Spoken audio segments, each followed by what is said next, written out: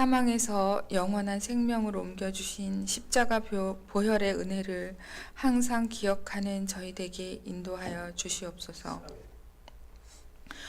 교회의 여러 일들 가운데 늘 우리가 머리 되신 아버지 하나님의 뜻을 기억하고 그 뜻 가운데 우리 힘을 합하여서 각기 맡은 일에 정성을 다하여 기쁨으로 섬겨가는 성도의 직분을 다할 수 있도록 인도하여 주시옵소서. 또 우리 새학기가 시작되고 한 달이 지난 가운데 우리 자라나는 청소년들이 영육간의 건강한 가운데서 꿈을 키우고 성장할 수 있도록 지혜와 힘을 더하여 주시길 원합니다. 매일매일 지치지 않고 배우고 교제하는 그런 즐거움이 있는 학교 생활 될 수 있도록 지켜주시옵소서. 저희 시야가 좁고 가까운 눈앞의 것에 연연하지 않고 연연하는 것을 벗어나서 더 크고 멀리 바라보는 지혜 있는 자의 것 같이 하게 하시어 주시옵소서. 저희 삶의 지경을 넓혀주시고 주님의 손으로 나를 도우사 나로 환난을 벗어나 내게 근심이 없게 하여 주시옵소서. 우리가 새롭게 드리는 이 예배가 하나님께서 기뻐 받으시는 귀한 시간이 될 수 있도록 하여 주시옵소서. 매일매일의 삶이 성령님이 일하심과 은혜가 넘치는 귀한 삶의 예배가 되기를 소원합니다. 오늘 말씀 전하실 김규배 목사님의 입술을 주장해 주시고 그 말씀이 공중에 흩날리지 아니하고 옥토에 뿌려진 씨앗처럼 귀한 열매들로 거두어지는 축복을 저희에게 더하여 주시옵소서. 예배의 시작부터 끝까지 오로지 주님만을 경배하고 찬양하기를 원합니다. 모든 말씀 살아계셔서 오늘도 역사하시는 우리 주 예수 그리스도의 이름으로 기도합니다. 제가 오늘은 믿음에 관한 이야기를 하려고 합니다. 제가 대학을 다닐 때요, 집에서 좀 멀리 대학을 다녔어요. 대전에서 전주로 대학을 다녔었는데, 이제 전주로 갈 일이 있어서 급하게 집을 나왔습니다. 그런데 가장 중요한 것을 놓고 온 겁니다. 핸드폰을 놓고 온 거예요. 아무리 찾아도 핸드폰이 없었어요. 차 시간이 30분이 남았는데 핸드폰이 없는 거예요. 집에 갔다 오면 갔다 올 수 있는 시간이 안 되는 겁니다. 고속터미널에 있었으면 좀 도전해볼 만도 한데, 제가 집이 대전에 있을 때 터미널과 집과의 거리가 30분 이상 되는 거리였기 때문에 애매했어요. 그래서 공중전화로 집에 전화를 했습니다. 집에 전화하니까 아버지가 받더라고요. 그래서 아버지한테 제가 버스 출발 시간이 이 시간인데 핸드폰을 집에 놓고 온 것 같아요 라고 했더니 아버지가 그럼 내가 핸드폰을 가져다 주마 라고 말을 하더라고요. 그날은 비가 오는 날이었었는데 비를 쫄딱 맞으면서 아버지를 기다렸습니다. 시계도 없었고 핸드폰도 없었기 때문에 시간이 얼마큼 간지도 잘 모르고 있었어요.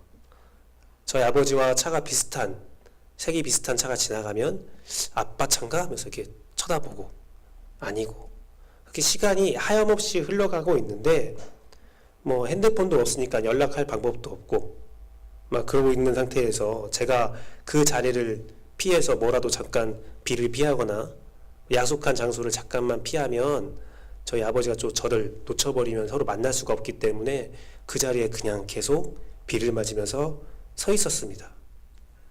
그런데 제 마음속에는 행여 아버지가 안 오면 어떡하지라는 불안감은 없었어요. 우리 아버지는 반드시 오신다. 그런 믿음이 있었어요. 그 이유는 저희 아버지니까요. 아버지가 핸드폰을 찾은 다음에 나오니까 비가 오는 거예요. 아, 비 오니까 귀찮다. 안 가야지? 그러지 않으겠죠. 우리 아버지니까. 아들이 핸드폰을 간절히 기다리고 있고 그것을 가져다 준다고 약속했으니 저희 아버지라면 반드시 오셔서 저에게 핸드폰을 줄 거라는 믿음이 있었습니다. 저는 오늘 믿음에 대한 이야기를 계속 할 거예요. 믿음은요, 자유를 줍니다. 23절 말씀을 보면 믿음의 때까지 율법에 매여서 갇혀있다라고 표현되어 있습니다. 그것은 무엇입니까? 믿음이 온다면 우리는 율법에서 자유하게 된다라는 겁니다.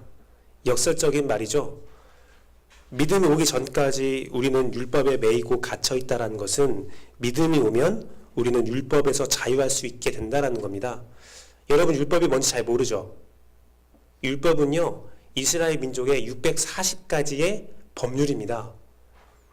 신명기 말씀을 토대로 하나님의 말씀을 잘 지키기 위하여 세세한 부분까지 기록되어 있는 장로들과 어떤 탈무드라고 불리는 그런 말들에 640개의 조항이 있어요. 그 640개의 조항은 365개에 275개가 더해진 건데요. 그게 어떤 의미냐면요. 고대 이스라엘 민족들은 사람의 뼈 관절 개수가 275개라고 생각을 했대요. 그래서 1년 365일 동안에 온몸으로 지켜야 할 하나님의 법도라고 해서 율법을 만들어서 그 율법을 어기면 한마디로 지옥에 가고 율법을 지키면 천국에 간다라는 믿음이 있었습니다. 율법은 그 율법을 통해서 그 법률을 통해서 하나님의 백성이 되고 하나님의 소유가 되는 것이었죠. 그런데요, 이 율법이 하나님의 목적과 반대되는 형태로 사용되기 시작했습니다. 그 율법이 역할을 잘 수행하지 못했어요.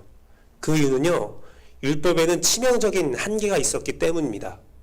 그 치명적인 한계가 무엇이냐면 율법은 사람이 지킬 수가 없는 겁니다. 여러분이 640개의 법률을 외웠다고 쳐도 그 법률대로 우리가 살 수가 없잖아요.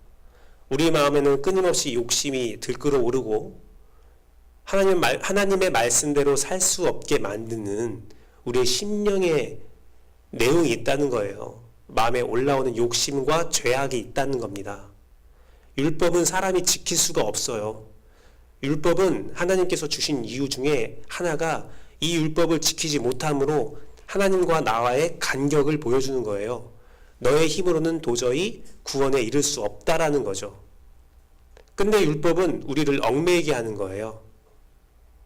그리고요, 율법을 온전히 다 지켰다라고 하는 순간 하나님의 함정카드가 발동됩니다.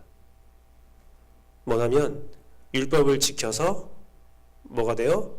다 지켰다라는 교만에 이르게 되는 거예요. 율법을 다 지켜도 교만해져서 율법을 못 지키게 되는 거고, 율법은 아예 지킬 수가 없는 거고, 하나님이 우리를 조롱하는 것 같은 느낌이 들 수도 있습니다. 하지만 하나님은 율법을 주신 이유에 대해서 명확히 말을 하고 있는 거예요. 사람이 율법을 지킬 수 없기 때문에 그러한 한계를 깨달아 알고 새로운 길을 바라볼 수 있게 하는 믿음의 도구로 사용된다는 겁니다. 사람이 하지 못한 것을 하나님이 하신다는 선포가 바로 율법입니다. 그래서 하나님은 율법 이후에 믿음이라는 도구를 사용하셨고 그 믿음으로 인해서 모든 사람들은 자유함을 얻게 되었습니다. 그 자유함이 무엇이냐? 바로 믿음은 우리의 신분을 변화시켜주는 힘이 있었습니다. 하나님은 믿음을 통해서 우리를 자신의 아들로 삼아주셨습니다. 율법에 매인 것은 하나님의 백성, 하나님의 종 상태였어요. 그런데 믿음을 통해서는 하나님의 아들로, 내 아들로 삼아주겠다고 약속을 합니다. 27절에서 29절까지 나오는 말은 우리의 신분이 변한다는 이야기를 하는 겁니다. 당시 옷은 신분을 뜻하는 거였어요. 그리스도의 옷을 입는다. 그것은 네가 그리스도인이 된다 라는 의미가 있는 겁니다. 여러분, 대학을 가면요, 하얀색 그 옷을 입고 다니는 사람이 있어요. 하얀색 옷. 어떤 옷이냐면 실험복이라고 하죠. 하얀색 옷을 입고 다니면 실험복이에요. 자연대생이구나, 그런 생각을 딱 가지게 합니다. 대학교 매점에서도 그 옷을 팔아요. 근데 그 옷을 입는 사람이 또 있어요. 의사들. 의과대학생도 똑같은 실험복을 입어요. 그런데 여기 안에 다른 것들이 달려있죠. 과학자, 자연대 실험복은 책과 뭐 노트나 뭐 그런 것들이 달라 있고, 그리고 의사들은 여기에 청진기나 그런 의료 도구들을 가지고 다니잖아요. 신분을 뜻하는 겁니다. 옷은 신분을 뜻해요. 비슷해 보이는 옷이라 할지라도 다른 옷이 있어요. 옛날에 중국집에서는요, 제 기억에 옛날에 중국집의 배달부도 그런 실험복을 입고 다녔어요. 하늘색 옷을. 이발사도 그런 옷을 입었어요.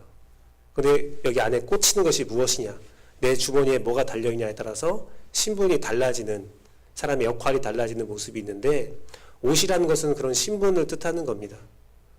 그리스도의 옷을 입었다. 그것은 이제부터 너는 그리스도인이다. 이제부터 너는 예수 그리스도와 똑같은 존재다. 라는 말을 하는 겁니다. 그러면서 이어지는 말은 아브라함의 유업을 받는다라는 거죠. 우리의 신분이 완전히 변해서 우리는 그리스도인, 하나님의 아들로서 영광과 복을 누리고 하나님이 주시는 모든 유업을 우리가 받게 된다라는 의미가 바로 27절에서 29절의 말씀입니다. 우리의 아버지 되시는 하나님은 어떤 분이십니까? 온 세상의 창조주요 주관자라는 거죠. 모든 권세와 영광을 소유한 겁니다. 그렇다면 예수 그리스도를 믿으면 여러분들은 그런 존재가 되는 겁니다. 그런 존재가 여러분의 하나님, 그런 존재가 여러분의 아버지가 되는 거예요. 이 얼마나 큰 영광과 능력입니까? 이것이 얼마나 큰 소망과 위로를 줍니까? 저는 여러분들이 그것을 깊이 느꼈으면 좋겠어요. 그래서 여러분들이 하나님을 궁금해하고 하나님을 배우고 하나님이 나에게 어떤 존재인지, 하나님이 나에게 어떠한 영향을 주시는지, 삶의 변화를 주시는지를 깊이 느끼는 여러분 됐으면 좋겠습니다. 마지막으로 믿음은 우리를 인내하게 합니다. 기다리게 합니다.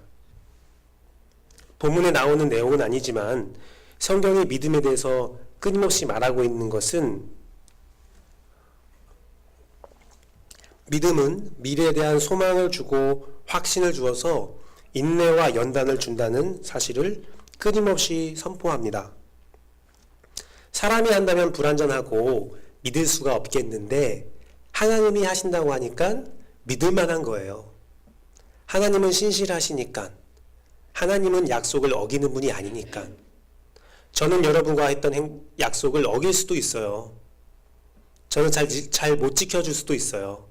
마음의 소원이 있었지만 그 마음의 소원이 나의 한계에 부딪혀서 여러분을 지켜주지 못할 수도 있어요.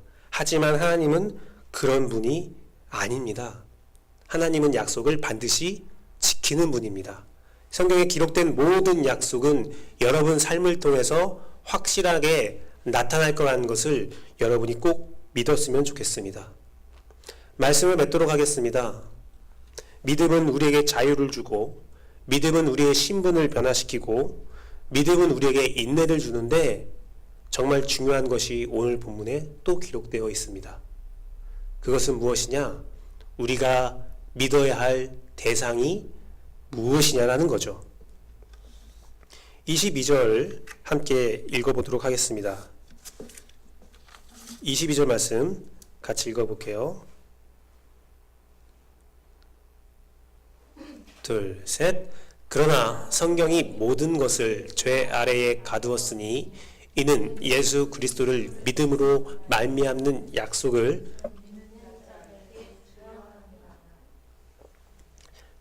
사도 바울은 우리가 믿어야 할 대상이 예수 그리스도라고 정확히 말하고 있습니다. 믿음의 대상은 오직 예수 그리스도입니다. 여기 선 목사님이 무술을 참 좋아해요. 무도를 참 좋아합니다. 그런데 처음 무도를 배우면 뭘 배우냐면요, 급소를 배워요. 인체 급소, 때리면 죽는다. 쉽게 생각하면 됩니다. 여러 가지 급소가 있는데 이 머리 정수리부터 수직으로 쭉 내려오면 여기가 다 급소예요. 정수리 여기 전통으로 때리거나, 옹박 보면 정수리 혹은 인중, 정확히. 근데 여기는 맞추기가 어렵겠죠. 그래서 주먹을 이렇게 주라고 하는 건데, 인중. 또 내려다 보면 어디입니까? 목, 그리고 명치, 그리고 중요한 부분, 거기를 제대로 맞으면 죽는데요. 이것을 무술을 배울 때 처음 가르치는 이유가 무엇이겠습니까? 두 가지 이유가 있습니다. 적을 만났을 때는 정확히 그것을 때려서 제압하라. 제압하라. 너의 기술과 타점이 속하는 곳은 이 중앙이 돼야 돼. 두 번째 이유는 무엇이겠습니까? 그것을 보호하라. 어떻게든 거기는 맞으면 치명적이니까 맞지 마라. 혹은 동료들과 대련을 할 때에 그것은 때리지 마라. 그것은 어떻게든 피해라. 라는 겁니다. 신앙의 중심에 있는 것이 뭔가면요, 예수 그리스도예요. 예수 그리스도가 우리에게 중요한 급소라는 겁니다. 사단 마귀는 그것을 아주 잘 알고 있죠.